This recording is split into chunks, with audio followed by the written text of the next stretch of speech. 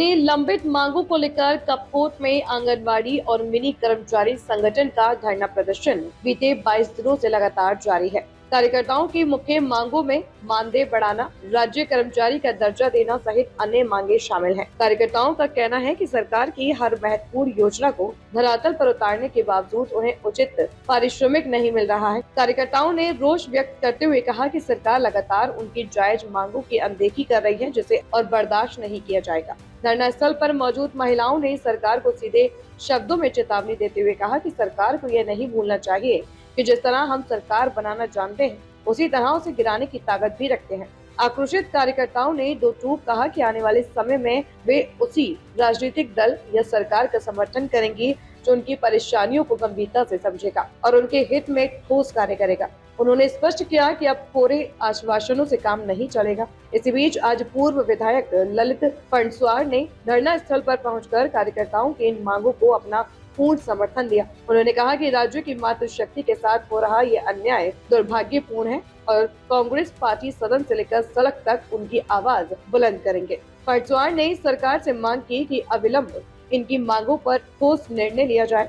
इस मौके पर संगठन के अध्यक्ष और भारी संख्या में कार्यकर्ता उपस्थित रहीं, जिन्होंने आंदोलन को और तेज करने का संकल्प दोहराया। कपकोट विधानसभा क्षेत्र की हमारी आंगनबाड़ी कार्यकर्ता, सेविका, मिनी आंगनबाड़ी संगठन के हमारे जितने भी हमारी बहनें यहाँ पर बैठी हैं और आज 22 दिन हो चुके हैं और 9,000 में दम नहीं, 24,000 से कम नहीं।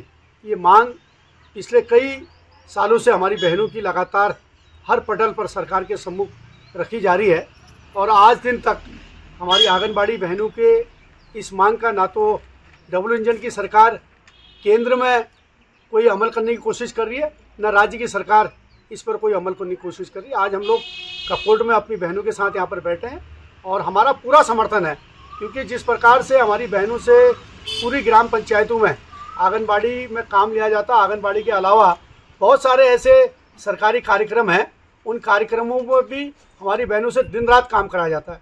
ना तो यहाँ पर हमें संचार की सुविधाओं का कोई अग्रिम भुगतान दिया जाता है, ना कोई आने जाने का ऐसा कोई टीए इनको यहाँ पर दिया जाता है, जिसकी वजह से जितना भी इनको मिलता है वो सिर्फ आने और अपनी यातायात के व्यवस्थाओं में खर्च हो जाता है। तो इनकी मांग जायज़ है, इन मांगों पर सरकार ने तत्काल अमल करना चाहिए और इस संबंध में हमारी शासन में डायरेक्टर महोदय से भी बात हुई है और अपर जो संयुक्त सचिव हैं उनसे भी मेरी व्यक्तिगत तौर पर फ़ोन पर बात हुई है। मैंने कहा भी है कि भाई कम से कम प्राथमिकता से जो 2 महीने की इनकी तनख्वाह फरवरी और मार्च की रुकी पड़ी है उसको भी रिलीज़ कर देंगे, तो कम से कम अपनी बेटियों के जो पठन पाठन के जो कॉपी किताब है, जो कमरे का किराया है या अन्य जो चीज़ें हैं उसको व्यवस्थित करने में इनको उन 2 महीनों की तनख्वाह मानदेय जो है उन 2 महीनों के मानदेय को समायोजित हो सकती है।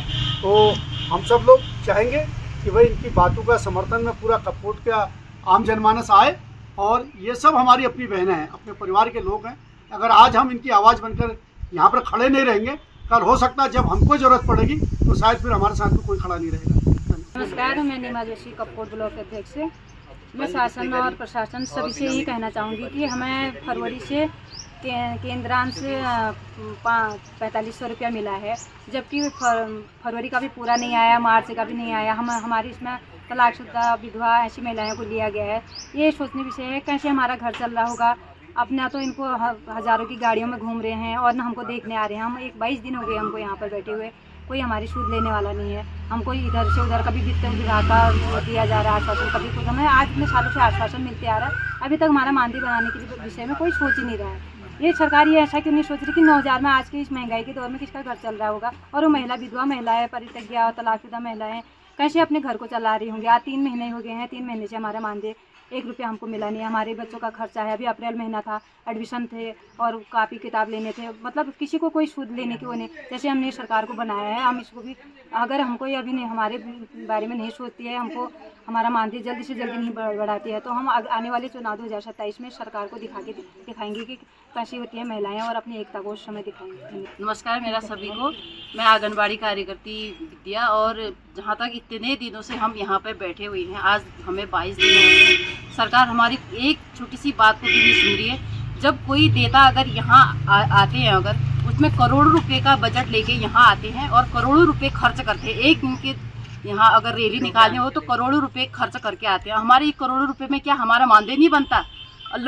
ये सरकार जो है हमारी सुन भी नहीं रही है। जैसी इस सरकार को हमने बना के ऊपर तक पहुंचा रखा है, हम तो सब बहनों से यही कहना चाहूँगी, उस सरकार को वहाँ से उखाड़ के नीचे गड्ढे तक लाने का काम भी हम करेंगे। हम दूसरी सरकार को बनाएंगे जो हमारा साथ देगा, हम उसी का साथ देंगे। जय हिंद, जय भारत।